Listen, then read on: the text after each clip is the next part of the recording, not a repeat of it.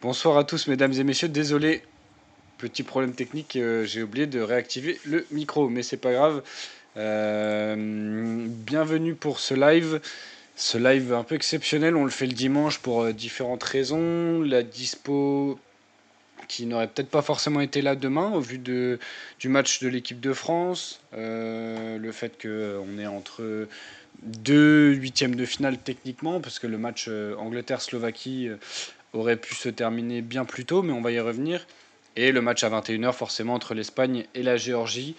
Donc on va parler de tout ça, on va parler des huitièmes de finale. Alors je suis avec mes deux autres compères que sont Quentin et Romain. Bonjour messieurs. Salut tout le monde. Bonsoir. Hello everybody. Hello everybody tout le monde. Voilà. Et il n'y a pas François du coup aujourd'hui, puisque François a l'air d'avoir eu un week-end compliqué. Donc On va on va dire, le laisser On se... on va dire Tony Truant. Tonitruant, ouais. Donc on va le laisser se reposer tranquillement. On espère qu'il ira mieux et qu'il sera dispo la semaine prochaine, qui sera sûrement, tant que j'y suis, le dimanche également, le live. Salut Caro, parce que le lundi, j'ai des impératifs perso et du coup je ne peux pas être disponible le lundi. Donc on fera sûrement ça le dimanche. Bref, messieurs, on va pouvoir commencer déjà à rentrer dans le vif du sujet. On va s'intéresser dans un premier temps aux huitièmes de finale qui ont commencé du coup hier. J'aurai une petite question, plusieurs petites questions et surtout une petite question qui va nous prendre un petit peu de temps, qui sera un thème derrière. Est-ce qu'on peut avoir un vainqueur surprise dans cet Euro? Et on terminera bien évidemment avec la page France-Belgique avant le match de demain. Si je dis pas de bêtises, vous n'avez pas de rubrique de vous de votre côté, donc. Moi, je vous ai concocté juste un léger petit jeu. Un léger Ok. petit jeu. Ça va nous faire travailler un peu. On terminera sur le jeu alors, histoire de terminer Ouais, ouais, c'est avec de la nickel. légèreté. C'est Est-ce nickel. que vous êtes partants, messieurs? On est parti du coup pour les huitièmes de finale. Donc les huitièmes de finale qui ont débuté hier entre la Suisse et l'Italie avec une victoire de la Suisse 2-0. Actuellement, on a Angleterre-Slovaquie. L'Angleterre qui mène 2-1 face à la Slovaquie. On a également eu hier à 21h le match entre l'Allemagne et le Danemark, conclu par une victoire 2-0 de l'Allemagne. Et ce soir, on a le match Espagne-Géorgie. Dans les autres rencontres, ceux qui emmèneront aux autres quarts de finale, ce sera le Portugal et la Slovénie, la France et la Belgique, donc demain à 18h. On aura également Roumanie-Pays-Bas qui est le vainqueur de ce match affrontera le vainqueur du match Autriche-Turquie. Messieurs, bon déjà, on va peut-être. Comment vous voulez procéder? Est-ce qu'on passe un à un les différents matchs? Est-ce que vous voulez faire un petit focus sur un match en particulier? Déjà, Non, on, ouais, vas-y. déjà, on voit qu'il y a un gros point qui se dégage, c'est que y a un côté où on a tous les favoris et de l'autre, on a vraiment la partie plus faible entre guillemets, comme à la Coupe du Monde 2018, j'ai envie de dire.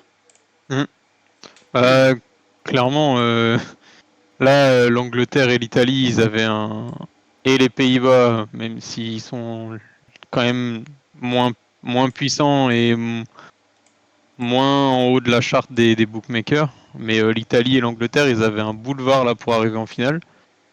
Il y a déjà une équipe qui s'est fait sortir, on en reparlera, je pense.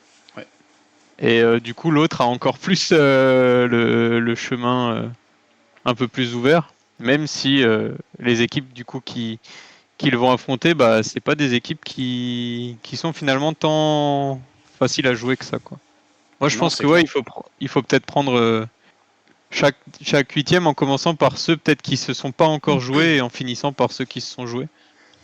Et du coup, on va commencer par celui de ce soir. On va les faire dans l'ordre. Ouais, Ce soir, c'est Espagne-Géorgie. tout à fait, ouais. Donc la Géorgie qui est sortie de son groupe, surprenante d'ailleurs, Géorgie qui est sortie de son groupe en s'imposant 2-0 face au Portugal. De son côté, l'Espagne a fait un 3-3 en remportant son dernier match face à l'Albanie. C'est sûrement sur le papier le plus beau huitième de finale qu'on va avoir, je pense. Quelle est votre impression pour ce match du coup? Parce que est-ce que vous voyez la Géorgie faire un exploit? Est-ce que vous voyez l'Espagne rester sur sa ligne de conduite? Comment vous voyez les choses là pour ce soir?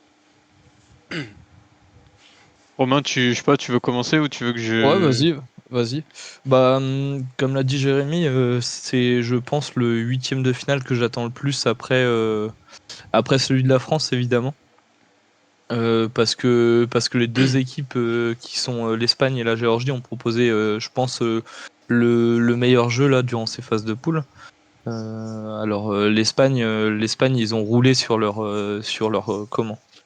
poule et ils ont obtenu les 9 points qu'ils pouvaient glaner.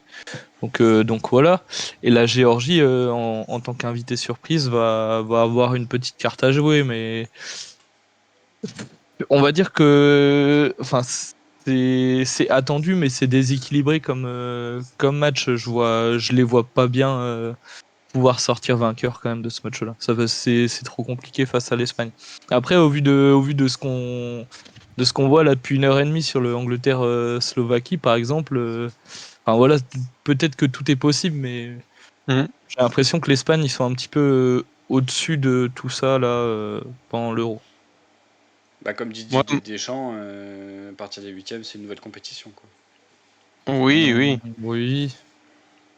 Moi, je suis assez d'accord avec Romain. Je pense que c'est peut-être celui qu'on attend le plus, mais c'est clairement le huitième qui est le plus déséquilibré. D'un côté, tu as l'Espagne qui est en pleine bourre en ce moment, qui a remporté dans son histoire 3 euros, qui est habitué des compétitions internationales, surtout ces dernières années. Et de l'autre côté, tu as la Géorgie qui participe à sa première compétition, qui a un groupe retravaillé depuis l'arrivée de Willy Sagnol, même si ça fait déjà quelques temps qu'il met en place ses joueurs. Certes, tu as des joueurs de qualité, hein, évidemment, mais c'est clairement déséquilibré. Euh, Moi, je pense pas que l'Espagne va avoir peur, parce que je les sens vraiment beaucoup plus costauds qu'en 2022, par exemple, à la Coupe du Monde. Il y a vraiment des éléments de percussion en plus qui font qu'elle fait vraiment peur, cette équipe d'Espagne.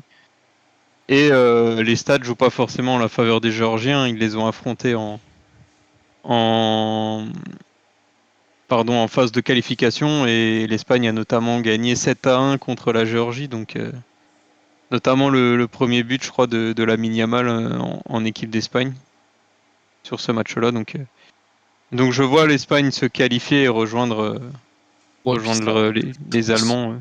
sans vouloir manquer de respect aux équipes que la Géorgie ils ont joué en poule, enfin ça n'a rien à voir avec le niveau de l'Espagne, même, Ouais, ouais. même la seconde équipe du Portugal qui a été jouée mardi dernier, enfin c'était une équipe bis, on va dire complètement remaniée et qui n'avait aucun automatisme. Donc Ouais, tout à fait. enfin, on peut pas se baser sur ce genre de rencontre, je pense. Ouais. En fait, la Géorgie, ils ont bien joué le coup, mais comment dire, cette compétition, elle favorise la compétition avec les meilleurs troisièmes. Finalement, elle dessert un peu tout ça parce que tu as la Géorgie qui se retrouve avec une chance de se qualifier, alors que le Portugal, ils ont déjà gagné leurs 2 matchs et enfin ils ont aucune motivation Mm, finalement. mm. Et je trouve que c'est un peu déséquilibré par rapport à d'autres équipes dans des poules. Mais bon, c'est comme ça, c'est la FIFA. Mais du Voilà. coup, pour vous, il n'y a aucun motif d'espoir. Salut Lolo Ruxel. Aucun motif d'espoir pour la Géorgie. Y a pas, vous voyez pas un point faible côté espagnol qui pourrait permettre aux Géorgiens de s'y engouffrer et de réaliser un exploit, quoi. La Les- seule chose que je vois, c'est le porte-bonheur un peu de la Géorgie depuis le début de la compétition. Là, c'est leur gardien. Si, Hmm. si leur gardien, enfin, le moyen qu'ils tiennent, c'est d'avoir leur gardien qui soit dans le jour de sa vie et que voilà, faut qu'il soit sous une bonne étoile. Mais sinon, non, je vois aucun monde où l'Espagne sort ce soir. De toute Ouais, moi, façon, franchement, Pardon, vas-y. l'espoir fait vivre, hein, comme on dit, il y aura toujours de l'espoir, mais, euh, mais franchement, l'Espagne, pour avoir vu leur match, ça me paraît tellement qualitatif. Même la deuxième équipe a assuré face à l'Albanie. Mm. Donc, ouais, non, même si la Géorgie avec Mamardashvili dans les cages Et Mikotadze devant, ils ont des éléments, des atouts pour aller chercher quelque chose. Franchement, c'est dommage qu'ils tombent face à l'Espagne. Face à une autre équipe, je t'aurais dit pourquoi pas. Regarde la Slovaquie, pendant 94 minutes, ils font le match parfait pour éliminer l'Angleterre alors qu'ils n'ont pas du tout le niveau. Mais là, non, l'Espagne, c'est un autre calibre là, j'ai l'impression.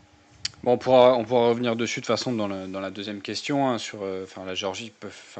J'aurai des questions également sur cette équipe. Je vous propose qu'on avance. Alors, on parlera pas du France-Belgique maintenant. On va attendre la fin du Ouais. live. Donc, on passera du coup. On va passer à Portugal-Slovénie. Je pensais que le Portugal jouerait lundi, du coup, puisque c'est un peu à l'inverse de ce qui se passe là actuellement avec les huitièmes, puisque l'Angleterre affronte le vainqueur du match hier à 18h, alors que demain on connaîtra déjà l'adversaire du Portugal ou de la Slovénie. Enfin, on connaîtra en tout cas le Ah, ok, quart de on connaît finale on connaît le quart de finale. Ok. on connaîtra le quart de finale demain et potentiellement les futures demi-finales également de ce côté-là. Du D'accord. coup, Portugal-Slovénie. Demain à 21h, bon, pour ceux qui veulent savoir, ce sera sur M6. Est-ce que la Slovénie peut espérer quelque chose? La Slovénie, ils sont sortis du groupe où toutes les Avec équipes étaient à... l'Angleterre. Ah, c'était avec l'Angleterre. Ils ont fait... ils ont battu l'Angleterre sur la dernière journée, si je dis pas de... Non, Non, ils ont fait 1-1. ils ont fait match. En fait, ils ont fait 3 matchs nuls, je crois, Les Slovènes. les Slovènes. Ah oui, pardon, je confonds avec la Slovaquie, pardon. Effectivement, c'est la Slovaquie qui a gagné le premier match. La Slovénie a Face aux fait du coup Belgiques. Face aux Belges, ouais. face aux Belges. La Slovénie a fait 3 matchs nuls. Le Portugal a gagné 2 matchs, était qualifié et a perdu du coup, comme on l'a dit, face à la Géorgie. Mm. Est-ce que le Portugal peut tomber dans le piège slovène, sachant que en plus, si les Slovènes ont fait que des matchs nuls, ils sont quand même. Ils ont un gardien pour aller jusqu'au penalty. Hein. Jan Oblak est pas mauvais du tout. Est-ce que le Portugal peut tomber dans ce piège slovène ou vraiment est-ce que c'est un peu l'autoroute alors on sait que dans le foot rien n'est joué, etc. Mais est-ce que c'est pas un peu l'autoroute pour le Portugal de ce côté-là, quoi? Enfin, en tout cas dans ce huitième. En fait, de ce que j'ai vu, la Slovénie, pour moi, c'est le pire meilleur troisième que j'ai vu jouer. Dans le. Ah, c'était avec la Serbie, le dernier Ouais. adversaire. Je me souvenais plus, mais ok. Ouais, et Serbie et franchement, Danemark, ouais. tous leurs matchs sont assez catastrophiques. Hein, ouais, j'ai pas grand chose à dire sur la Slovénie. Le seul truc, c'est qu'ils arrivent à faire dodo l'adversaire, quoi. Et à tout moment, le Portugal peut rentrer dans cette phase où pendant 90 minutes, ils rentrent dans la pseudo-machine à laver de l'endormissement. Et ils n'arrivent pas à trouver la faille, mais j'y crois peu parce que cette équipe du Portugal, elle est vraiment, vraiment forte. Sur les 2 premiers matchs, j'ai vraiment apprécié ce que j'ai vu. Donc je ne vois pas le Portugal ne pas gagner en tout cas à la fin du temps réglementaire. Pour moi, ils arriveront à se qualifier à la fin du temps réglementaire. Parce que le Portugal, c'est pas la Serbie, sans manquer de respect aux 3 équipes du groupe de la Slovénie. C'est pas l'Angleterre non plus. Les Anglais, ils ont quand même tendance à dormir quand on commence à À poop on the les beach, comme endormir. diraient les Anglais, quoi. Ouais, donc le Portugal, c'est pas pareil, hein, mais non, pour moi, le Portugal se qualifiera. Ouais. Romain, toi, un avis du coup sur ce match? Ouais, j'ai le même ressenti que Quentin. Je vois pas de surprise non plus sur ce match-là. Ok. J'étais assez d'accord avec Quentin aussi sur le fait que la Slovénie c'était le pire adversaire le pire troisième, troisième de groupe. Ils font 3 matchs nuls. Alors contre l'Angleterre, ils égalisent à la dernière minute. Pardon, l'Angleterre c'était le dernier match en fait. Ouais. Oui, je crois. L'Angleterre, enfin, ils jouent les Anglais le dernier match. On a vu que les Anglais, c'était pas non plus l'assurance tout risque depuis le début de la compétition. Contre le Danemark, ils doivent égaliser à la dernière seconde ou contre la Serbie, je sais plus. Enfin, c'est des scénarios un peu, comment dire, Rocambolesque. extraordinaires Ouais, et c'est finalement un peu presque un concours de circonstances qui se retrouve ici, donc ouais, Ok. je suis pas plus emballé que ça, et le Portugal a été très fort. Je l'ai déjà mentionné tout à l'heure, leur match qu'ils ont perdu contre la Géorgie, je pense qu'il est pas à prendre en compte en compte, pardon, dans leur parcours. Et je pense qu'ils rouleront sur la Slovénie. Ok. On va passer du coup sur la dernière journée Et toi, de ces huitièmes. et toi, Jérémy, t'en penses quoi de ces matchs finalement du Géorgie-Espagne et du Portugal-Slovénie déjà? Bah, je pense que la question, enfin, je vais pouvoir y répondre un peu tout à l'heure. Alors bon, le Slovénie-Portugal, il n'y a pas beaucoup de surprises. La Slovénie, c'est pas une équipe que j'ai vu beaucoup jouer et qui vraiment que j'avais envie de regarder également, contrairement à la Géorgie où j'étais vraiment curieux. La Mm. Géorgie, ça va être, elles vont rejoindre l'Autriche, la Suisse. Tout à l'heure, ce sera un peu enfin, je vais expliquer un peu là où je voulais en venir tout à l'heure avec ma question sur les vainqueurs surprises. La Géorgie, en fait, ils ont le profil typique d'une équipe euh, pour gagner une compétition. Je m'explique. Ils ont un grand gardien. En général, on dit dans une grande compétition du style la Coupe du Monde, il te faut un grand gardien, un grand joueur et un buteur. Et en fait, quand tu regardes, bah, la Géorgie, elle a vraiment ces trois conditions-là, tu vois, de ça. Alors, je dis pas que la Géorgie va aller gagner, mais il y a au moins ces trois conditions-là qui font qu'en fait, c'est une équipe qui performe. Le seul problème, c'est que bah, du coup, elle a tendance à encaisser également beaucoup de buts. Elle a une défense qui est très faible et bah, le gardien Mamardashvili, il peut pas tout faire non plus. Mhm.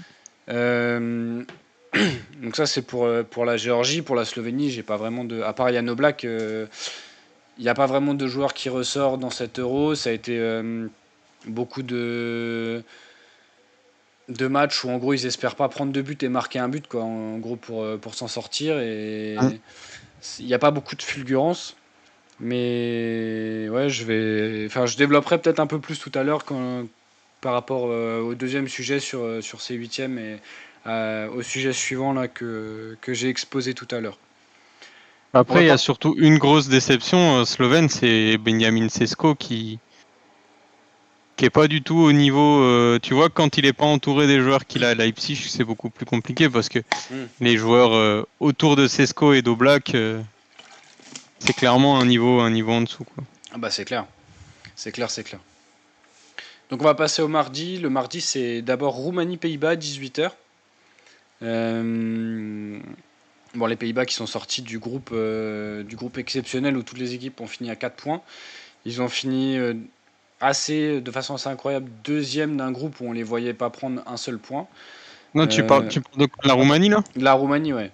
Ils finissent premier. En premier, ouais. Et ils Ah chopent les ouais. Pays-Bas troisième. Ouais, Ouais, ouais. ouais. Ah, comment ça se fait que c'est pas la Belgique qui termine premier? Parce que la Et Belgique, ils ont battu la Roumanie. Non, mais je la sais pas, Roumanie a battu la Belgique. il fallait un bac plus 8 pour comprendre l'ordre du Non, classement. La Roumanie a fait. Ah non, c'est parce qu'ils Attends, gagnent. Oui, non, c'est parce ils ont gagné 3-0, donc ils ont un oui, meilleur ratio ils ont. que Ouais, la bah ouais. Belgique. Ouais, c'est pour ça. Ok, oui, oui, pardon, ils ont fini premier de leur groupe alors qu'on les voyait pas prendre un point. Et les Pays-Bas, Mm. qui est peut-être l'équipe décevante de ce groupe, alors c'était le groupe D avec la France, qui Ouais, finit troisième alors que ils remportent leur premier match, ils font un match nul contre la France et derrière, bah, ils se ouais, ratent complètement contre l'Autriche. C'est une catastrophique. Ouais. catastrophe. Étonnamment, ils peuvent retrouver l'Autriche potentiellement en quart de finale. On parlera de l'Autriche-Turquie après. Mais bah, est-ce que, selon vous, tiens, est-ce que c'est pas un peu le huitième de finale le plus indécis peut-être sur le papier, avec des Pays-Bas qui ont été relativement décevants malgré un beau jeu, et la Roumanie qui, elle, au contraire, a réussi à créer un peu la surprise lors de cette phase de poule. Ben, en vrai, il y a 3 semaines, c'est impossible que je te dise ça, mais la Roumanie, elle a tellement le pouvoir de l'amitié. Cette équipe, mais tu parlais avant d'équipes qui sont faites pour gagner entre guillemets Mm. des compétitions. La Roumanie, en fait, elle joue juste la compétition. Elle s'en fiche, elle a pas d'attache, rien. En termes de niveau intrinsèque footballistique, ça risque d'être un petit peu light pour aller affronter les Pays-Bas. Mais quand je vois la rouste qu'a pris les Pays-Bas face à l'Autriche et le match qu'ils ont pondu, qui est catastrophique, le match face à l'équipe de France, en vrai de vrai, il est catastrophique aussi. Niveau Pays-Bas, ils n'ont rien proposé. Ils ont procédé en contre et puis voilà. Le problème, c'est Depay que est la pas du Roumanie. tout là, quoi. Depay, en plus, c'est lui qui doit être le moteur de Ah cette équipe non, et il est non, vraiment Depay à des années-lumière de. Simmons, je le trouve pas exceptionnel non plus. Même derrière, je trouve pas ça exceptionnel. Je sais pas. En fait, la Roumanie, à tout moment, s'ils marquent le premier but, derrière, ça peut être très très compliqué pour les Pays-Bas d'aller chercher quelque chose. Et on va dire, allez, pour le kiff, j'ai envie de te dire que la Roumanie va en quart de finale d'un Euro parce que ce serait incroyable. Ok, c'est un petit pari qui est intéressant. Romain? Alors attends, je vais juste préciser un truc. Il faut savoir que Romain va aller voir une demi-finale de l'Euro et c'est sur cette partie de tableau. Donc imaginez la Roumanie en demi-finale. Là, Romain, il est en stress en se disant putain, mais la Roumanie, ils peuvent passer. Si jamais ils se retrouvent en quart, il y a une chance que je les vois et que je me tape une demi-finale pourrie. Je me dis, là, au vu de ce qui se passe, je verrais quand même au moins une grosse équipe en demi-finale, on va dire. Ouais, c'est vrai. Alors, sur ce match-là, il faut rappeler que les Pays-Bas ils terminent 3e et ils se retrouvent, pour moi, dans la partie la plus abordable Ouais, c'est vrai. de la phase éliminatoire. On a parlé d'équipe dégueulasse en tant que 3e. On parlait de la Slovénie. Je pense que la deuxième équipe plus dégueulasse, tu peux mettre les Pays-Bas sans trop Non, ouais, forcer. c'est pas déconnant. Franchement, en fait, au niveau des Pays-Bas, je sais pas trop à quoi m'attendre. Depuis le début, je me dis que les grosses équipes en difficulté, à un moment donné, elles vont se réveiller et se dire, enfin, et comment dire, et dominer, et dominer. Et en fait, c'était un peu le cas des Pays-Bas contre l'Autriche. Moi, je me suis dit là, ils vont se mettre un petit coup de pied au cul et ils vont y aller. Et bah non. Du coup, putain, vous m'emmerdez avec vos questions là. Pourquoi on parle d'un Roumanie-Pays-Bas sérieux là? Et du coup, la Roumanie, quand on les a vus jouer en poule, on s'attendait pas à voir ça. Quand on les a vus mettre 3-0 là, à l'Ukraine au premier match, on a crié Mm. au génie là. Mhm. Ils ont pas du tout volé leur match. Et après, on va dire que ça a un petit peu retombé tout ça parce que derrière ils font un nul. Non, pardon, ils perdent contre la Belgique Mm. 2-0, il me semble, et ils font un nul contre contre le dernier adversaire. Je crois sur le score de 0-0, un partout, pas. Un partout, pardon. Ouais. Donc voilà, je sais pas trop à quoi m'attendre. J'ose espérer que les Pays-Bas vont passer pour eux. En tout cas, ça nous annonce un super match en tribune. Quand tu vois les supporters roumains et les supporters néerlandais dans les tribunes, ça peut être très sympa à voir. Ça va peut-être être la Donc, partie la plus sympa du match, ouais. ouais. Mm. Donc je suis un peu mitigé, je sais pas trop quoi dire sur ce match-là. Voilà. Je- je- Moi, moi, j'aimerais bien que les Pays-Bas ils passent. Mais après, bah voilà, c'est mon ressenti, quoi. Ok. Et du coup, le dernier huitième de finale qui ne s'est pas joué encore, avant qu'on parle du France-Belgique tout à l'heure, c'est Autriche-Turquie. Avec l'Autriche du coup qui est sortie première du groupe dans lequel était la France. Alors attendez 30 secondes, j'ai plus beaucoup de batterie sur mon PC, alors je vais le brancher. Hop. C'est ici, voilà. Désolé pour ça. L'Autriche qui est sortie du coup première du groupe avec la France, du groupe D, quand la Turquie était troisième, Non, non deuxième. deuxième du groupe avec le Deuxième. Portugal, Ouais. deuxième avec le groupe du Portugal, dans le groupe du Portugal pardon, et a montré relativement des belles choses Oh oui. pendant ces matchs de poule, bien qu'ils aient perdu contre le Portugal après un match pas vraiment abouti, un peu décevant des Turcs vu ce qu'ils avaient montré face à la Géorgie. Euh, à quoi on peut s'attendre de ce match? Parce que l'Autriche propose du beau jeu, la Turquie c'est une équipe de jeunes. Donc à quoi on peut vraiment s'attendre de ce match? Qui est vraiment le favori de ce huitième de finale, de ce dernier huitième de finale? Bah, je sais pas trop. En fait, là, l'Autriche, ils vont se retrouver dans un contexte complètement différent de la poule parce que finalement, ils vont se retrouver un petit peu dans la peau pas du favori, mais de l'équipe attendue sur les deux équipes, je trouve. Contrairement au match contre la France et contre la Pologne ou contre les Pays-Bas, pardon.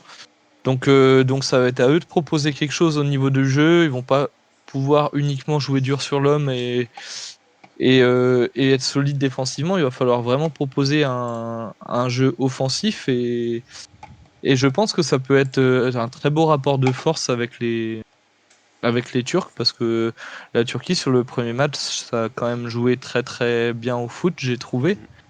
Et comme vous l'avez dit, le match contre le Portugal tout le monde a un petit peu passé au travers, mais je l'avais trouvé assez cohérente cette équipe sur le premier match, donc j'ai hâte de voir ça. Ça peut être sympa à regarder aussi. C'est deux équipes, on va dire, qui peuvent être du même niveau. Tu parlais de huitième de finale indécis, je trouve que cette demi-finale est beaucoup plus indécise que le Roumanie-Pays-Bas, par exemple. Ouais, ok, ouais, avec des niveaux qui sont relativement similaires sur les Mm. matchs qu'on a pu voir en poule, effectivement. Ouais. Quentin. Ouais, moi je crois que c'est le match, un des matchs là, un des huitièmes que j'attends le plus, que j'ai pas encore pu voir. Mm. Parce que, comme l'a dit Romain, en fait, l'Autriche, j'aime beaucoup ce qu'ils font. C'est sûr qu'ils dérogeront jamais à leur principe, hein, ça va être un principe de contre-pressing à la perte de la balle, etc. Ils vont pas laisser vivre les Turcs, ça c'est sûr et certain. Mais en face, effectivement, tu as une équipe turque qui est emmenée par des joueurs, des feux follets, des mecs qui te mettent le feu et qui vont tenter des trucs. Quand on voit le but de Güler ou même le premier but turc dans la compétition, la reprise là en sortie de surface, mais en fait c'est une équipe qui n'a peur de rien, qui va tout donner. Et franchement, ce huitième là, il va pas être facile, je pense, pour les deux équipes. Hein. Il va loin être facile. Franchement, je saurais même pas te donner un favori là dans l'immédiat, dans le sens où c'est deux styles de football qui s'opposent, mais qui peuvent ensemble en fait donner une alchimie de match qui va être, je pense, Un peu hyper historique intéressante. ou qui peut être rentré dans les mémoires, quoi. Bah surtout, dis-toi que l'Autriche ou la Turquie va disputer un quart de finale d'Euro et c'est Mm. quasiment C'est assez historique rare, dans ouais. le sens où ça n'arrive quasiment jamais quoi. Ouais, c'est vrai. C'est vrai, effectivement. Messieurs, maintenant qu'on a parlé des huitièmes de finale qui se sont joués, enfin qui ne se sont pas joués, on va parler justement de ceux qui se sont joués. Alors on va prendre un peu de temps histoire d'attendre que l'Angleterre-Slovaquie se joue, on va reprendre les choses dans l'ordre, et on va parler du huitième de finale qui a opposé hier la Suisse et l'Italie, qui a ouvert le bal des huitièmes de finale, avec une victoire, je ne sais pas si je peux dire surprise, mais de la Suisse face à l'Italie 2-0. La Suisse qui a écrasé vraiment l'Italie, qui a été complètement amorphe à partir à peu près de la 60e minute. Ils prennent un but incroyable de Ruben Vargas. Le but de Roman Freuler n'est vraiment pas moche non plus. La Suisse va donc en quart de finale. Ils affronteront le vainqueur du match Angleterre-Slovaquie. Ça, pour l'instant, à 3 minutes de la fin, ça semble être l'Angleterre. Mais encore une fois, le match n'est pas terminé. Et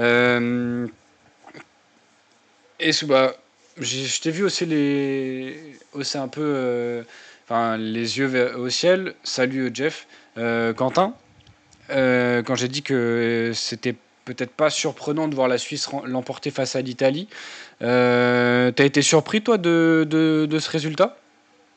Alors, franchement, sur le match en lui-même, c'est clairement pas une surprise. Parce que la Suisse, je sais pas d'où, je sais pas comment, même si je les avais vus face à la Hongrie et je les ai vus face à l'Allemagne, je savais que, en fait, ils ont un 11 qui peut aller clairement en quart de finale d'un Euro, tu vois, c'est clairement pas une surprise, mais hier vraiment ils ont passé dans la machine à laver l'équipe d'Italie, mais complètement quoi. Encore une fois, hier, on en a beaucoup parlé, mais le seul Italien qui ressort un peu, c'est Donnarumma. Hein. Là, c'est clair. C'est Donnarumma qui fait son match, qui peut pas faire grand-chose de plus. Comme dit, sur les deux buts qu'il encaisse, qu'est-ce qu'il peut faire de plus? Le Boug, pas grand-chose. Hein. Il est un peu Malheureusement, abandonné, quoi. la frappe de Vargas, c'est imparable, et le but de Freuler, Imparable. il est Il est a abandonné par les milieux de terrain, défense, hein, et enfin plus par ses milieux de terrain. Maintenant, sur le papier, oui, c'est une surprise parce que on savait la Suisse puissante, mais bon, l'Italie, c'est quand même la tenante du titre, le meilleur gardien de la précédente compétition, Meilleur joueur euh, de la précédente compétition. Même. meilleur joueur de la précédente Mais il compétition. était pas là. Attends, non, s'il y avait, pardon, c'est Jorginho le meilleur joueur. Non, c'était Donnarumma. Donnarumma. C'était Ah, pardon, je Donnarumma. pensais que c'était Verratti, pardon. Ok. Verratti ou Euh, Jorginho. Maintenant, non, franchement, l'équipe de Suisse, c'est un plaisir à voir jouer. Hein. C'est un plaisir à voir jouer. Ce genre de ce 3-4-3 un peu modulable qui évolue en fonction du jeu avec des milieux de terrain excentrés. Fabian Rieder, il a rien montré à Rennes pendant une saison. Et là, sur tous Ouais, les il matchs que montrera je plus l'ai vu rien. jouer, non, il montrera plus rien vu Il est à qu'il Stuttgart va en maintenant. Bundesliga. Mais non, franchement, c'est des joueurs qui sont hyper intéressants à voir jouer ensemble. Yakin, il a réussi à trouver un 11 qui est hyper intéressant. Et franchement, hier, le match d'Embolo, c'était un régal. Hein. Ce mec-là manquait au début de la compétition parce qu'il revenait de blessure. Là, maintenant, quand il faut aller chercher dans la profondeur, il est là. Quand il faut aller chercher en pivot, il est là.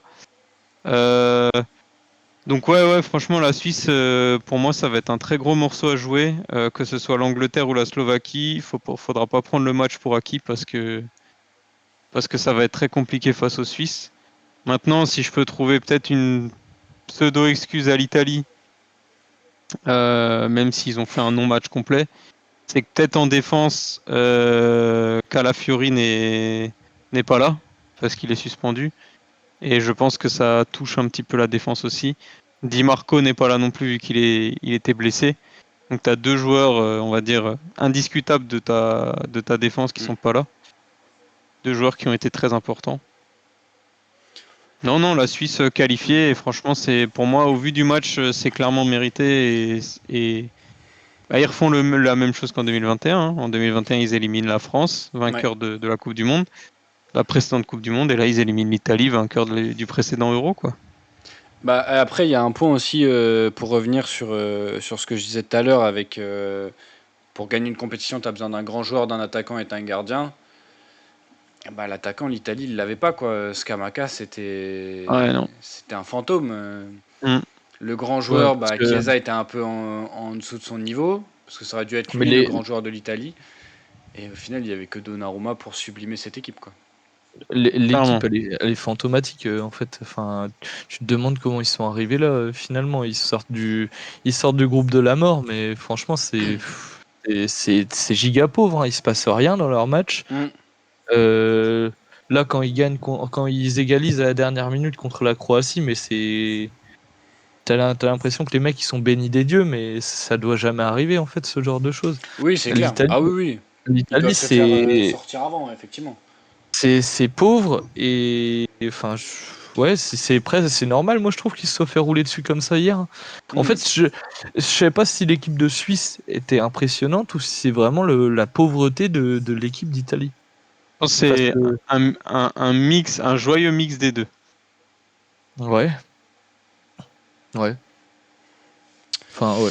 Et je pense que le sélectionneur de l'Italie, enfin, alors je connais pas l'intégralité des joueurs italiens, mais quand je vois des Jorginho ou d'autres joueurs sur le banc, enfin, je sais pas si tu peux te poser des questions, non? Enfin, je sais pas si vous avez regardé un petit peu la compo et la liste des remplaçants hier là, Mm.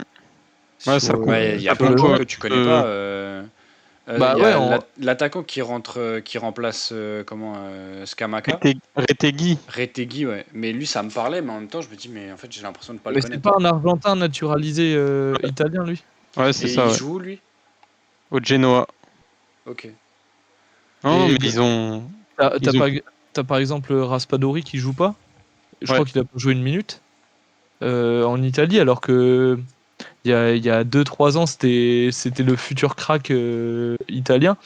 Et en fait, t'as l'impression que, enfin, l'Italie, ils n'ont pas eu de renouvellement de génération depuis la Bah, génération c'est clair, Verratti. hein.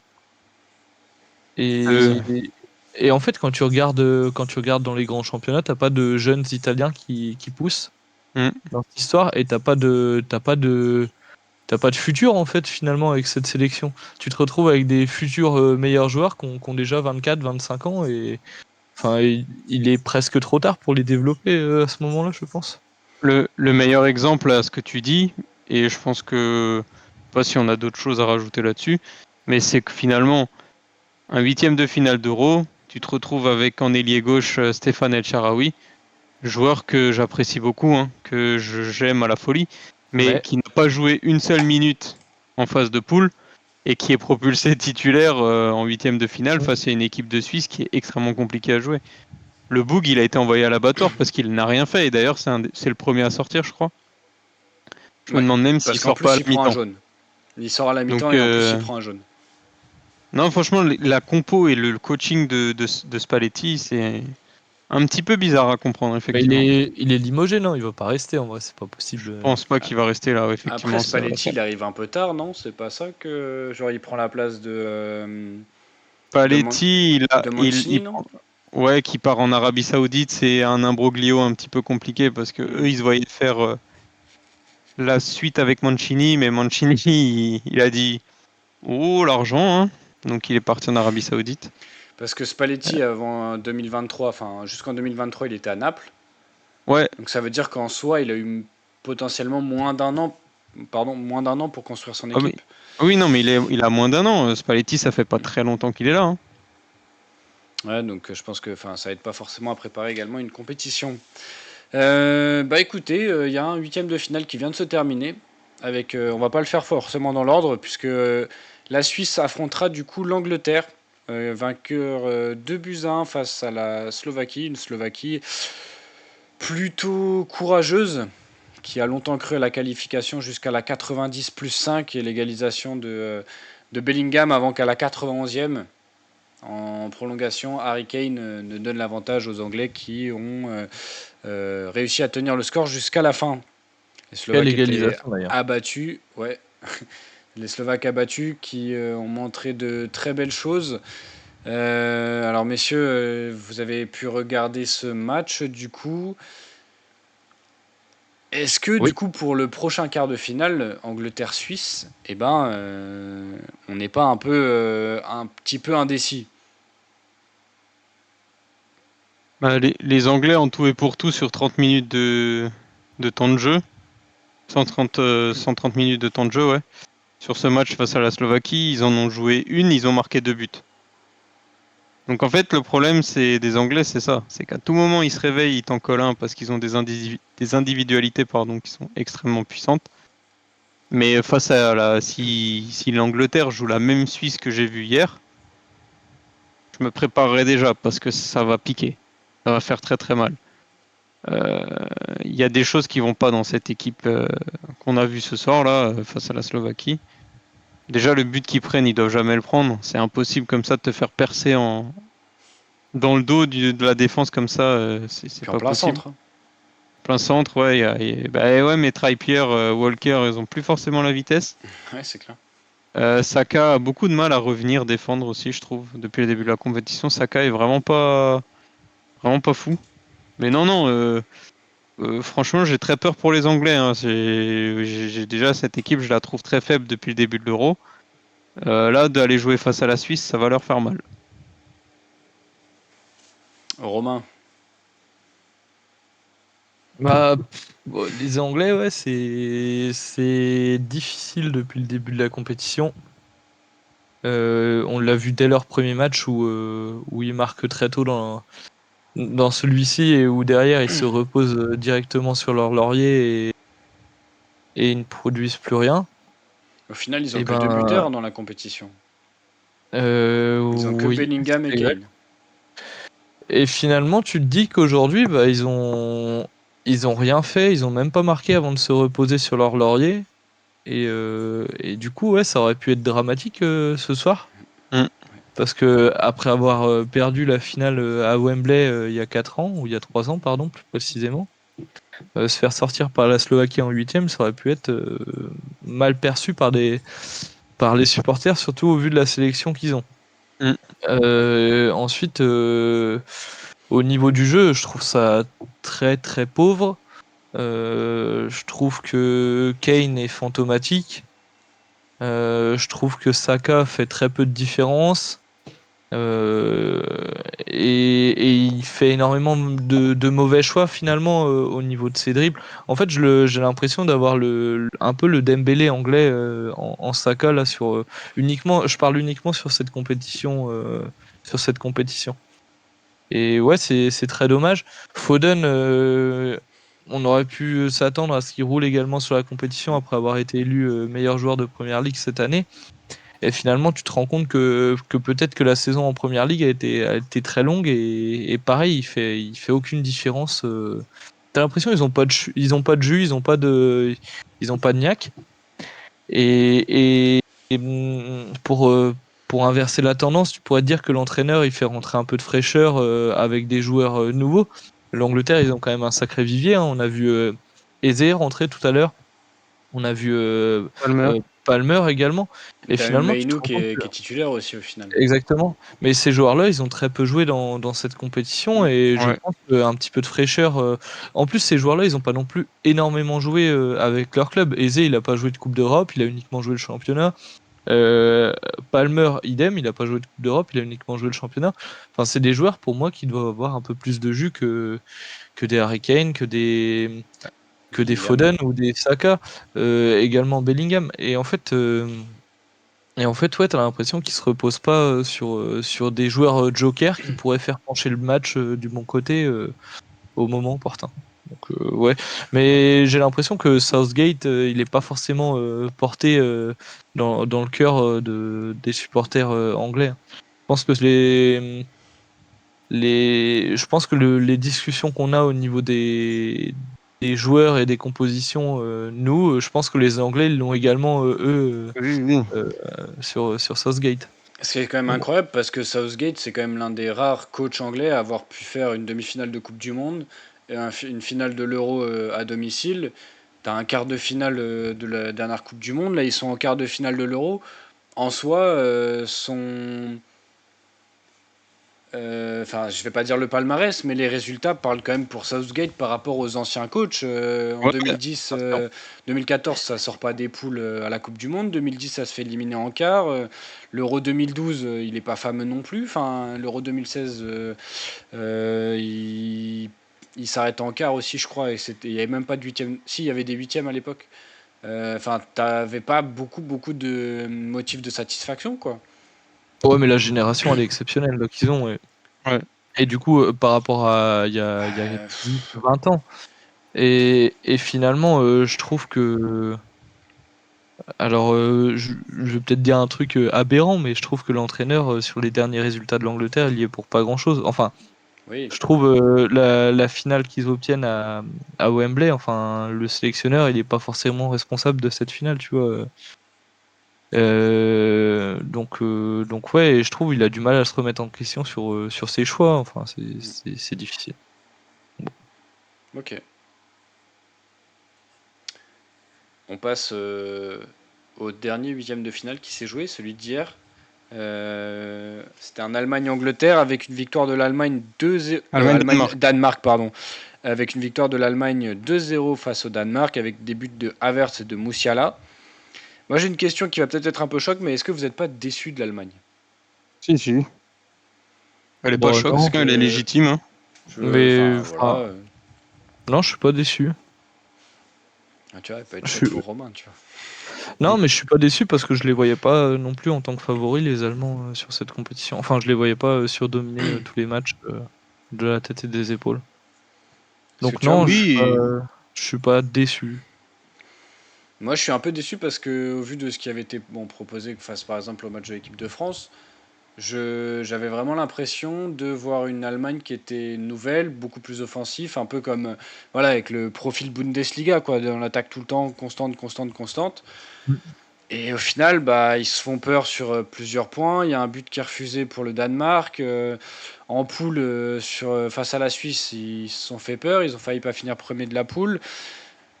À part contre l'Écosse, qui était une équipe relativement faible, je trouve que l'Allemagne, c'est un peu décevant sur un peu tous les compartiments du jeu. Milieu de terrain qui est un peu Tu m'étonnes. vieillissant. Enfin, tu vois, c'est un peu tout ça qui fait que moi, je trouve que les Allemands, ils sont un peu décevants aujourd'hui, quoi. Ouais, ce qui est assez flagrant surtout, c'est que les Allemands, ils se font, sur certaines actions, tu vois que ils sont transversés. En fait, Nagelsmann, il a deux équipes sur le terrain. Il a son équipe défensive, donc c'est sa ligne de 4 derrière. Quand il y a Jonathan Tah et Antonio Rudiger, ça marche très très bien les deux et ils arrivent à bien aligner leur défense. Et ensuite, il a sa ligne offensive. C'est tout le reste de ses joueurs. Kroos n'est pas un milieu défensif, Dont donc Neuer. compte. Non, mais Neuer, évidemment, je le compte dans la défense, Neuer, évidemment. c'est le premier attaquant, vu à quel poste il joue. Il joue libéraux. Ouais. Non, non, non, non, je signifie les autres, à part Hmm. peut-être Andrich au milieu Oui. de terrain, qui lui est vraiment un milieu défensif. Et en fait, cette équipe, elle est coupée en deux parce que si Kroos et Gundogan sont un peu portés vers l'avant, sur un contre, en fait, en une passe, l'équipe adverse peut couper le milieu enfin, peut couper l'équipe en deux parce que Kroos et Gundogan ne reviennent pas défendre, quoi. Et Musiala se trouve toujours trop haut, Havertz ne défendra pas, et quand c'est Wirtz ou Sané, c'est pareil. En fait, cette équipe est un peu bizarre parce ils ont le cheat code Musiala. Si Musiala décide de jouer au football, ça en devient fantastique.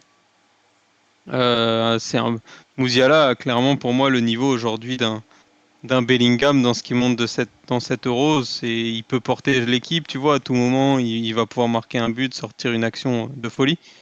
Ce qui manque vraiment, c'est le côté un peu tueur devant le but. C'est-à-dire qu'Havertz, c'est très gentil, mais hier, il doit en planter au moins deux. Son action sur son contrôle orienté où il vient chercher la balle derrière lui, il fait le piqué, etc. Ça doit finir au fond. Et derrière, c'est surtout Havertz, c'est pas un attaquant qui joue de la tête. On en a fait le débat avec notre chère équipe de France de pas avoir cette pointe qui peut jouer les ballons de la tête. Mais Füllkrug, sur toutes ces entrées qu'il a fait en phase de poule, j'ai trouvé vraiment très très bon au poste de numéro 9, quoi.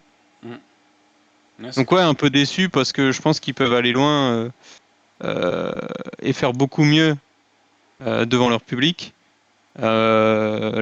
Si l'Espagne passe ce soir en quart de finale, ce sera Allemagne-Espagne. Toni Kroos peut rapidement prendre sa retraite, quoi. C'est pas faux. Écoutez, messieurs, je vous propose de parler d'un autre sujet que j'avais envie d'aborder avec vous. Il faut savoir que du coup, 2024, on va fêter les 20 ans de la victoire grecque à l'Euro 2004, du coup. Et Mhm. donc, au vu des faibles performances des équipes favorites, je pense à l'Espagne un peu moins, mais l'Allemagne qui est un peu en difficulté, la France, l'Italie a été éliminée. Est-ce que, pour vous, on peut voir un vainqueur surprise dans cet euro? Alors, je vais vous donner une petite liste. Par exemple, la Suisse, l'Autriche. Moi, je vous ai amené le sujet sur la Géorgie, au vu des 3 points qui sont, même si c'est un peu ambitieux, bien évidemment. Mais pour faire un parallèle, du coup, par rapport à la Géorgie, et ce qui a amené à toute cette réflexion, et ce qui fait que je vous pose la question aujourd'hui, en 2004, il faut savoir que la Grèce était vraiment pas attendue. C'était l'une de leurs premières compétitions européennes, si je dis pas de bêtises. Personne ne s'en est méfié. Ils ont fini ils étaient dans un groupe de la mort avec l'Espagne, le Portugal et je sais plus. Et je crois que c'était la Russie ou un truc comme ça. Et au final, ils sortent deuxième de ce groupe après avoir battu le Portugal d'entrée de jeu. Personne ne les attend. En quart de finale, ils éliminent la France. Derrière, en demi, ils passent face à la République tchèque et ils affrontent le Portugal qui accueille justement la compétition. Et donc, ils battent le Portugal 1-0 avec une défense de fer et un joueur qui marquait souvent, qui était... merde, j'ai plus son nom. Ça finissait par Is. C'est pas Samaras ou un truc comme ça? C'est pas. Le gars d'Arles-Avignon, là, l'attaquant de Arles-Avignon. C'était l'attaquant de Arles-Avignon à un moment. Est-ce que vous pensez du coup que cette année, une équipe comme la Suisse, même pourquoi pas la Turquie, l'Autriche, peuvent être des équipes qui au final vont au bout et soulèvent le trophée à la fin de la compétition? Alors je vois deux noms. Alors, je comprends. Non, non, moi j'entends parce que il faut quand même se rendre compte que sur cette compétition, tu as l'Autriche qui finit première de son groupe avec la France et les Pays-Bas dedans. Et la Roumanie, par exemple, qui finit première de son groupe avec notamment la Belgique. Et l'Ukraine. Et l'Ukraine. Et un tas d'autres équipes qui finissent deuxième en ayant posé quelques soucis aux grandes nations. Je pense évidemment à la Suisse, qui a posé des problèmes à l'Allemagne. L'Italie, qui a eu de gros soucis dans son groupe aussi. Si je devais choisir deux noms, pour moi aujourd'hui, les deux équipes entre guillemets surprises que je peux potentiellement voir aller en finale, j'en dirai plus après, c'est la Suisse et l'Autriche. Déjà, c'est deux équipes qui se trouvent dans la partie, on va dire, aisée du tableau. Ensuite, c'est d'un côté la Suisse, c'est une équipe qu'on a pu voir à l'œuvre, qui est très très compacte, très intéressante, Organisé, ouais. procéder en contre, même en attaque placée, c'est assez intéressant. Et d'autre part, tu as l'Autriche qui est on va dire le camp de vacances du groupe Red Bull, là, où tous les petits jeunes d'il y a 5-10 ans du groupe Red Bull, on va dire 10 ans quand ils étaient en U13 ou en U15, qui se retrouvent tous ensemble là sous Ralf Rangnick en plus qui est le papa papa du groupe Red Bull. Et du coup, qui en plus joue un jeu mais qui est assez incroyable avec ce pressing intense sur 90 minutes. Au vu de leur match face aux Pays-Bas, pour moi, c'est l'équipe la plus armée pour potentiellement aller en finale. Maintenant, de l'autre côté, tu as des équipes, soit l'Allemagne qui va être portée par son public, soit l'Espagne qui est nettement plus forte, le Portugal aussi. La France, si elle arrive à se réveiller. Je vois quand même une grosse équipe s'imposer, mais ça me choquerait pas de voir une Suisse ou une Autriche arriver en demi-finale, voire en finale. Mais juste pour prolonger un peu la question, du coup, parce que tu parlais des grosses équipes, la Suisse et l'Autriche qui sont sur la partie facile, est-ce que les grosses équipes sur la partie plus difficile peuvent pas laisser des plumes et de l'énergie, quoi? Je sais pas. Non, regarde, en fait, c'est un peu, finalement, c'est un peu le bracket qu'on a eu à la Coupe du Monde 2018. D'un côté, tout le monde se tape. La France arrive en finale et elle tape la Croatie qui. Alors, la Croatie avait effectivement des individualités extrêmes en 2018, mais elle était vraiment pas programmée pour arriver en finale de la Coupe du Monde. On n'avait vraiment pas tablé là-dessus. Je pense pas enfin, même en laissant des plumes, cette équipe, à mon avis, je les vois pas, comme dit, je les vois pas aller au bout, comme a pu le faire la Grèce. Il y aura une grosse équipe pour les arrêter en finale, pardon. Ok. Bon, Romain, est-ce que toi, tu as une idée contraire ou est-ce que tu rejoins plutôt ce qui a été dit par Quentin? Non, je suis assez d'accord avec Quentin. C'est pas impossible qu'une petite équipe arrive en finale, mais je vois pas une petite équipe pouvoir gagner.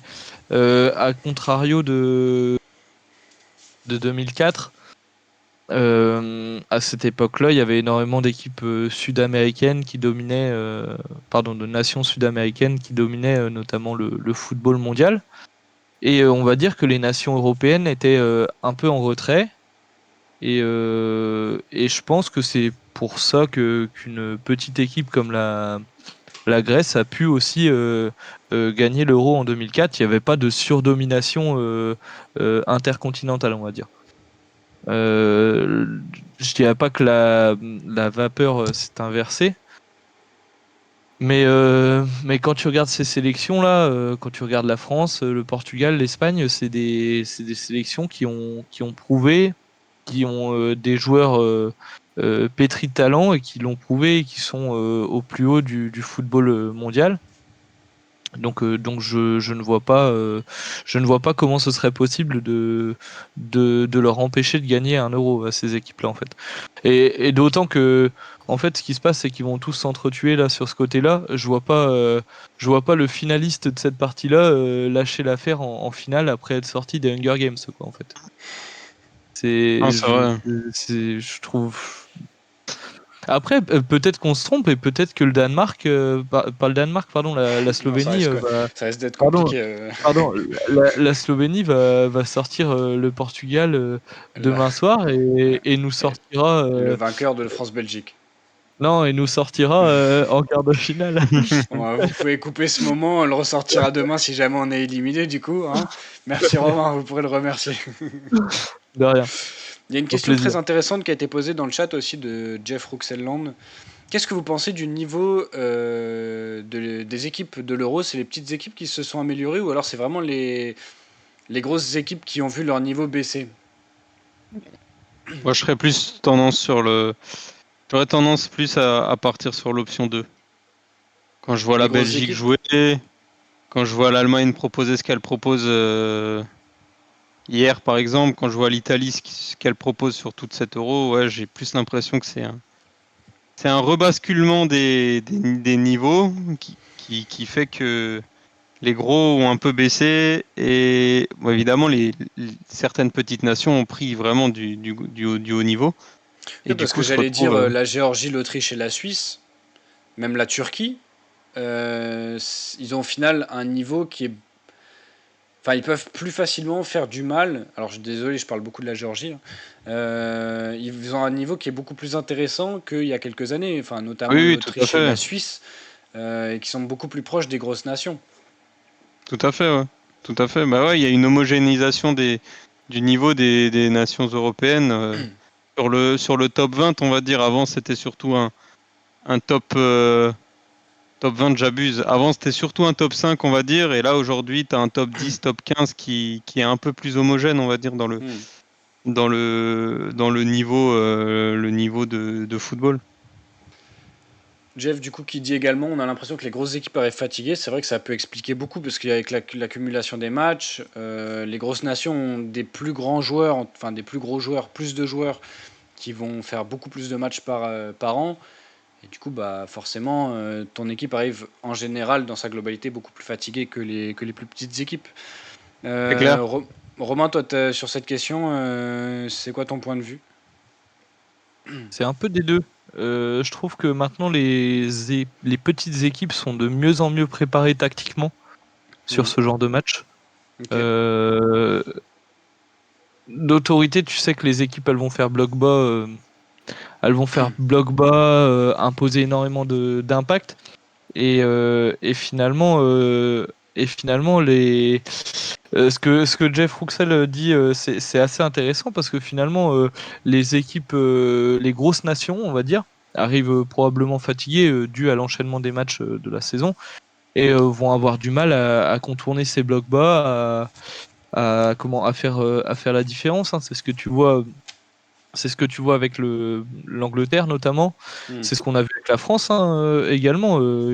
On s'est fait, on s'est fait peur hein, malgré tout contre l'Autriche. On s'attendait pas à avoir un impact physique aussi considérable. Et ouais, moi je trouve que les équipes elles sont mieux en place.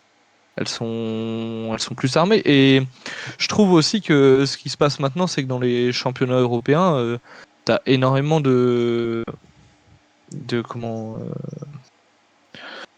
t'as énormément de nationalités, de différentes Hmm. nationalités dans les championnats. Maintenant, quand tu regardes en Italie, tu te retrouves avec pas mal de joueurs albanais, des Slovènes. Enfin, tu te retrouves avec beaucoup de joueurs. On va dire que le Big Five européen est de plus en plus cosmopolite en termes Mm. de joueurs. On Et du a coup, et même en Angleterre, en fait, auparavant en Angleterre, hmm, on avait énormément de d'anglais. joueurs anglais. Et maintenant, tu vois il y a de plus en plus d'étrangers, malgré les normes qu'ils ont en termes d'effectifs, les Anglais, tu te retrouves avec énormément d'étrangers maintenant dans les effectifs. Et du Et coup, qui sont pas forcément des étrangers de grosses nations. Ça me permet de rebondir Oui. justement parce que tu parlais de l'Euro qui était de plus en plus homogène. Il y a quelques semaines, enfin quelques mois plutôt, Kylian Mbappé avait dit que la Coupe du Monde c'était plus facile que l'Euro. Au vu de cet Euro 2024, un peu et de ce qu'on peut observer, qu'est-ce que vous pensez de cette déclaration du coup? Alors c'est une vieille déclaration, hein, je la ressors des tiroirs, voilà. Je sais pas, Pensez, mais moi je pense pas, c'est mon avis. franchement, c'est compliqué à dire. Hein. Il dit ça parce qu'il l'a pas remporté, alors qu'il a remporté la Coupe du Monde. Effectivement, et ça peut effectivement être On va aussi, dire ça comme ça. ouais.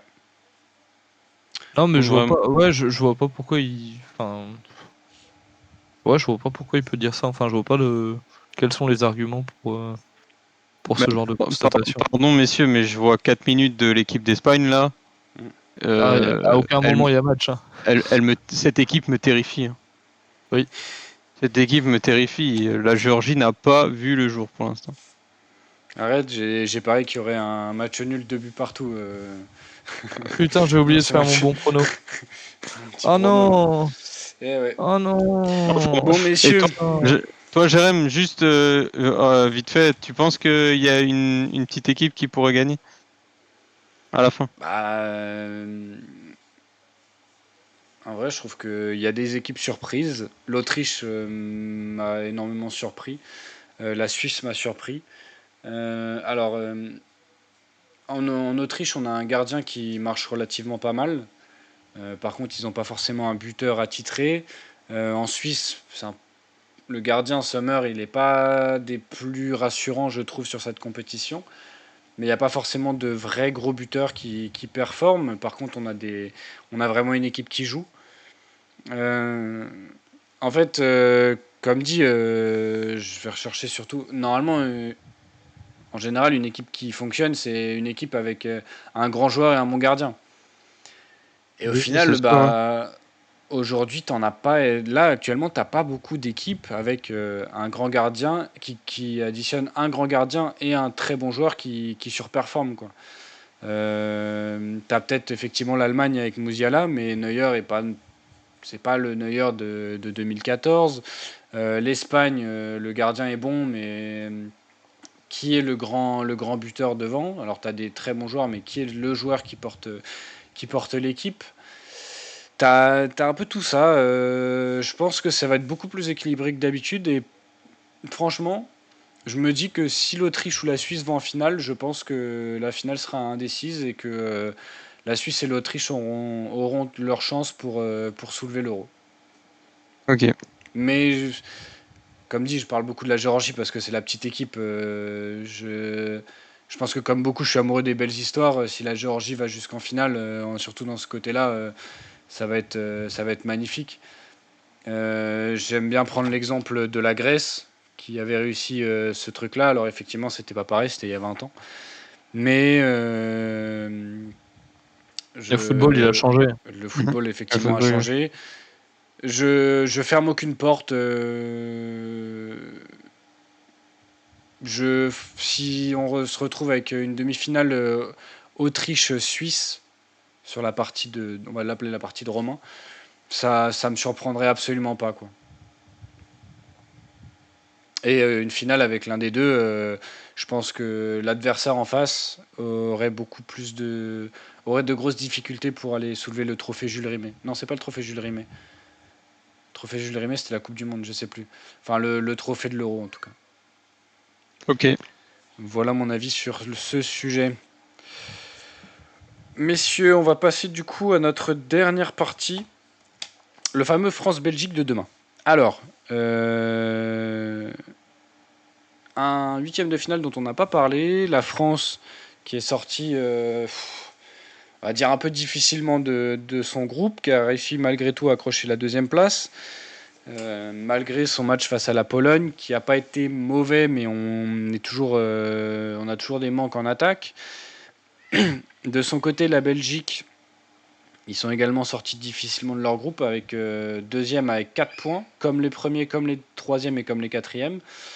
Euh, ils n'ont pas énormément marqué non plus.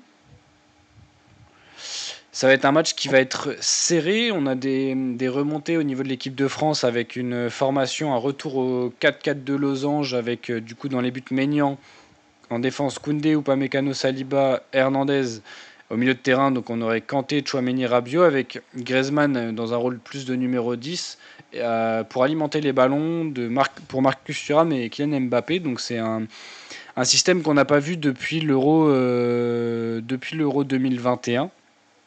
Enfin non, pardon, depuis avant la Coupe du Monde avec Karim Benzema.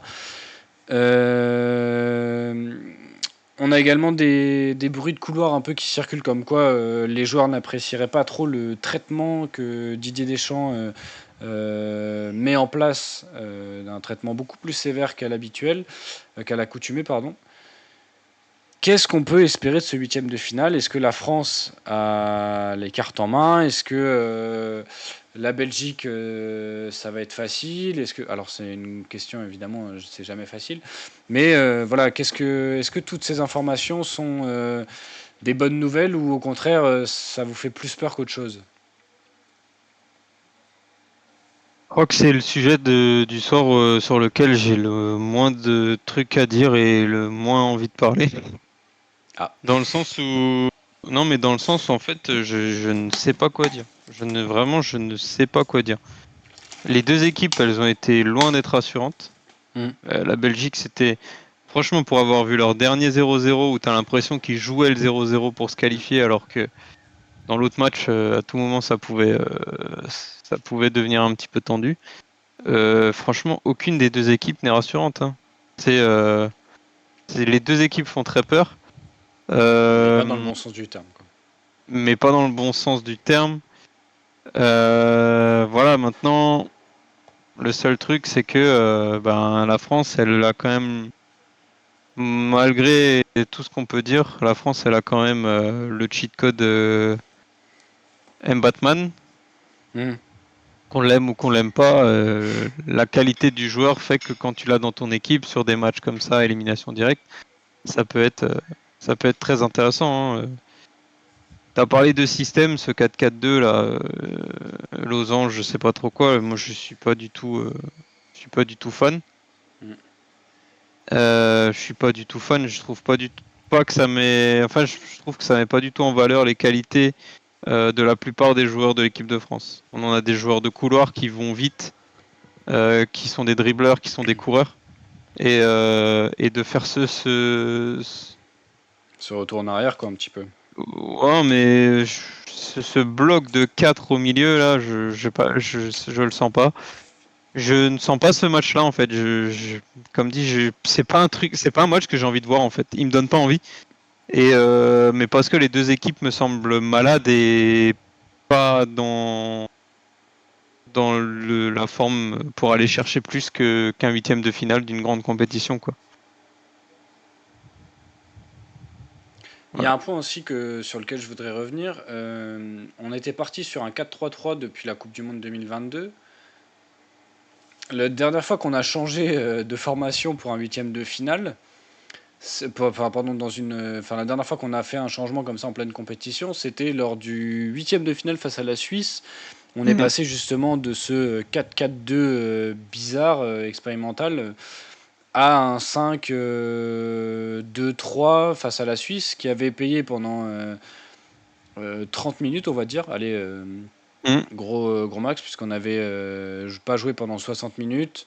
Et après, pendant 20 minutes, on avait relevé la tête jusqu'à 20-25 minutes jusqu'aux 5 dernières minutes de ce match. C'est peut-être pas forcément une bonne nouvelle de changer de tactique quoi, sur le terrain. Bon, après, de toute façon, j'ai l'impression que depuis le début, Dédé, il a pas trouvé sa tactique. Hein. Il a pas de... Il a avec ce 4-2-3-1, puis derrière ce 4-3-3, 4-4-2 face aux Pays-Bas, le retour au 4-4-2. Je sais pas. Moi, je te dis, j'ai pas grand-chose à dire de plus là-dessus. C'est pas quelque chose... Enfin, franchement, je n'arrive pas à avoir beaucoup d'intérêt sur ce match-là. Même si c'est la France, parce que vraiment, c'est deux équipes qui m'ont pas du tout plu pendant pendant la phase de poule. Ok. Romain? Je suis je suis mitigé avec ce que tu dis. Je pense que le fait qu'on repasse en... Alors moi j'attends beaucoup de ce match. Euh, il faut savoir que les équipes de Didier Deschamps, c'est des équipes de phase à élimination directe, on va dire. C'est des équipes qui sont faites pour ce genre de match. Et ensuite, je pense que son retour au 4-4-2, c'est un aveu d'impuissance vis-à-vis de nos ailiers qui n'ont fait aucune différence sur les matchs de poule.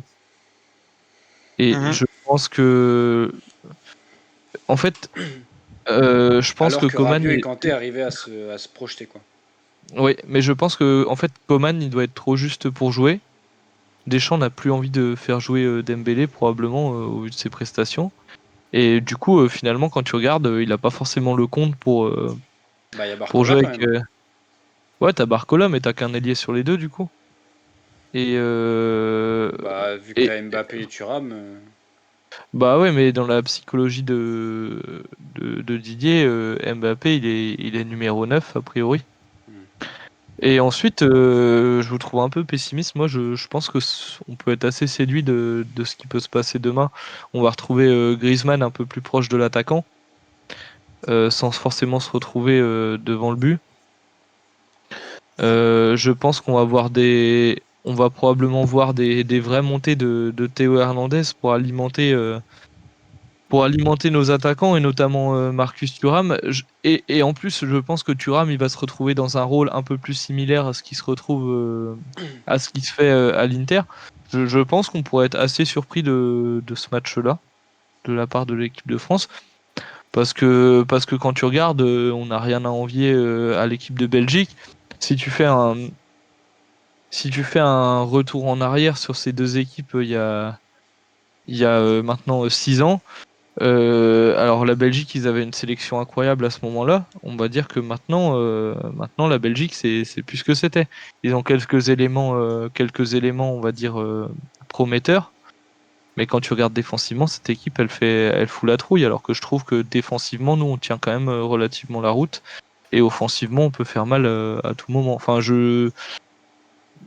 On verra pas le plus beau match de l'année, mais je me vois pas plus inquiet que ça pour ce huitième de finale de la France. Ok. Après, je suis peut-être quelqu'un de très optimiste, hein, mais mon Ou de point de vue naïf, hein. ou de naïf, peut-être, Non, après, voilà, peut-être. il faut être optimiste. Non, mais quand tu vois la charnière centrale Fès Hmm. et Théâtre, enfin voilà, tu vas pas me faire croire que Vertonghen. Mbappé et Thuram, Vertonghen, parce que Théâtre, Vertonghen. il joue à gauche. ah Vertonghen, Gauche. super. Et c'est pas une bonne nouvelle, hein. C'est pas une bonne nouvelle. Hmm. Deux. Qu'est-ce qui n'est pas une bonne nouvelle? Bah, que Théâtre soit ton arrière gauche, hein. Souvent, quand tu mets Théâtre Bon, arrière gauche, moi, je pense c'est tout que court que t'as. Théâtre soit dans l'équipe, hein. Bah, non, mais en Ah, Belgique, c'est un des vous meilleurs, voulez hein. vous voulez dire que c'est pas une bonne nouvelle pour la Belgique? Ah oui, oui. Hmm. Ouais, parce qu'il est quand même relativement plus intéressant dans un rôle de défenseur central. Bien, Ouais. messieurs, on va Oh. repasser. Ouais, ouais, ouais. L'ouverture du score de la Géorgie, messieurs. Ah, merci les gars, j'avais pas encore vu. Ah ben, Mais mec, vous Ah, voilà. regardez sur quoi là? bah moi je Hein? regarde sur la télé. Mais c'est juste que je savais pas trop si vous étiez en retard ou en avance, c'est pour ça. Mais non, mais tu peux pas regarder sur la 6 comme tout le monde, Quentin là. Mais si, je regarde sur la 6, mais sur MyCanal. Sur l'ordi en même temps que je vous vois. Oh là là, la tuile. Messieurs, La tuile. n'oubliez pas ce que je vous ai dit sur Ouais. l'équipe de Grèce. Hein. On n'oublie Ouais, ouais, mais. Ah, c'est un CSC en fait. pas. Ouais. Bref, on va pouvoir passer au jeu. Quentin, t'avais prévu un petit jeu? CSC de Robin El Normano. Mm. J'ai prévu un petit jeu, mais c'est pas vraiment un petit jeu, c'est juste. J'ai rien besoin d'afficher, on est d'accord.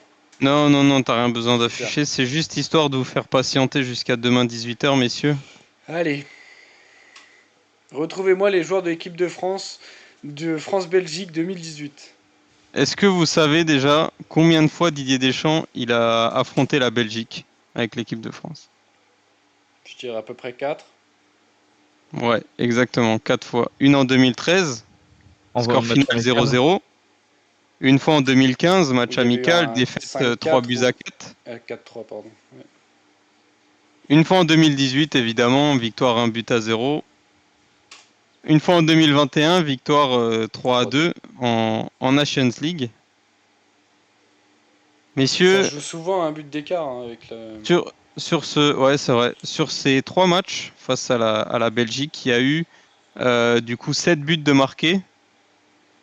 Et le hasard fait bien les choses puisqu'il y a eu 7 buteurs différents. Est-ce que vous saurez me retrouver les 7 buteurs sous l'ère Deschamps qui ont marqué face à l'équipe de Belgique? Oui. Et je vous laisse vous départager pour celui qui veut prendre la main. T'es prêt, Romain? Pierre, feuille, ciseaux. Pierre, feuille, ciseaux. À toi l'honneur. Umtiti. Ouais, Umtiti, évidemment, hein, il a cassé la démarche en demi-finale de Coupe du Monde. Il met le seul but face à la Belgique dans cette victoire 1-0. Théo Hernandez. Théo Hernandez dans la victoire 3-2 en Nations League. En Nations League, pardon.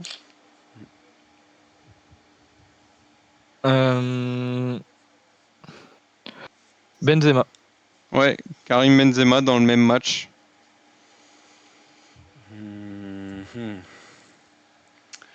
Tu dois avoir peut-être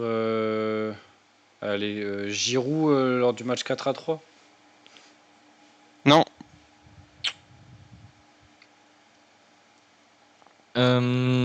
Griezmann, c'est le 3e buteur lors de la Ligue des Nations.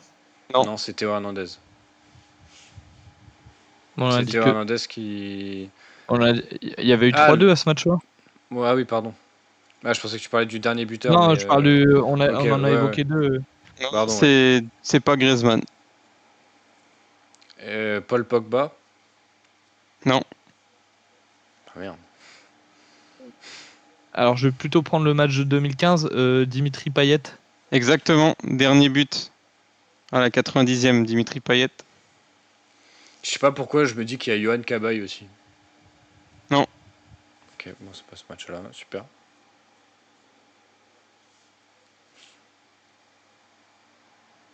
Il vous en reste 2 en 2015 et 1 en 2021. Moussa Sissoko. Non.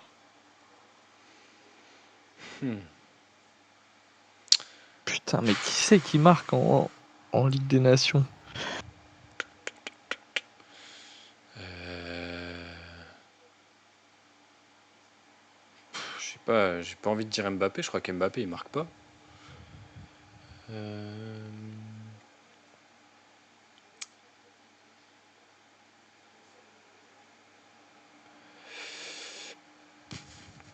va me T'as pas falloir un nom, peut-être allez, Jérém. Mathieu Valbuena. Exactement. Premier Oh, buteur bien joué. de la défaite 3-4. Oh, bien joué. Putain, t'avais pas envie de dire Mbappé, moi je vais le dire pour la Ligue des Nations. Franchement, j'ai aucune idée de qui avait pu marquer. Kylian Mbappé, mais je crois que c'est lui qui marque sur penalty, non? Bah, je pensais que c'était Griezmann qui marquait sur Non, penalty. c'est Mbappé qui tirait les penalties.